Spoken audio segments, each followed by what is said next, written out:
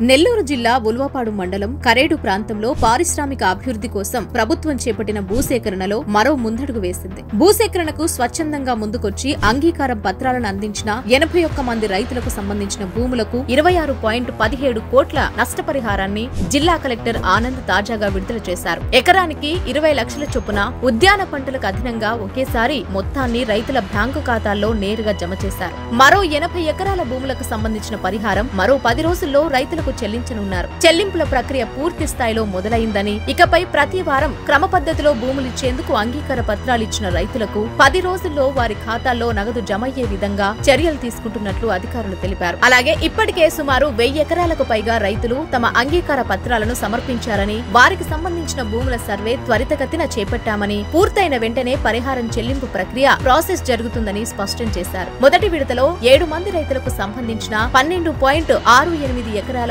2.65 కోట్లు ఇప్పటికే చెల్లించగా, తాజాగా ఎకరానికి 20 లక్షల చొప్పున 125 ఎకరాలకు 26.17 కోట్లు చెల్లించినట్లు అధికారులు వివరించారు. త్వరలో మరో 80 ఎకరాలకు నగదు ఇవ్వనున్నట్లు వారు తెలిపారు. ఇక భూసేకరణ విషయంపై మొదట్లో గ్రామంలో రైతుల నుంచి ఆందోళన వ్యక్తమైన విషయం తెలిసిందే. కొందరు ఉద్దేశపూర్వకంగా అపోహలు సృష్టిస్తూ రైతాంగాన్ని తప్పుదోవ పట్టించేందుకు విఫలయత్నం చేశారు కూడా. అయితే ఈ విషయమై జిల్లా యంత్రాంగం అప్రమత్తమై జిల్లా కలెక్టర్ ఆనంద్ నేరుగా గ్రామాన్ని సందర్శించి స్థానిక రైతుల ప్రజా అభిప్రాయాలను నేరుగా తెలుసుకున్నారు. పరిహారం విషయంలో రైతుల నుంచి వచ్చిన అభ్యర్థనల నేపథ్యంలో జిల్లా సంప్రదింపుల కమిటీలో సుదీర్ఘంగా చర్చించారు. ప్రభుత్వ నిర్ణయం మేరకు నిబంధనల ప్రకారం ప్రతి ఎకరాకు 12.5 లక్షలు చెల్లించవలసిన మొత్తాన్ని రైతుల కోరిక మేరకు 20 లక్షలకు పెంచారు. దీంతో భారీ మొత్తం నష్టపరిహారం చెల్లించేందుకు ప్రభుత్వం గ్రీన్ సిగ్నల్ ఇవ్వడంతో రైతులు స్వచ్ఛందంగా తమ భూములిచ్చేందుకు ముందుకొచ్చారు. గత నెల రోజుల్లో సుమారు 1000 ఎకరాల భూములకు సంబంధించిన రైతులు అంగీకార పత్రాలను అందించారు.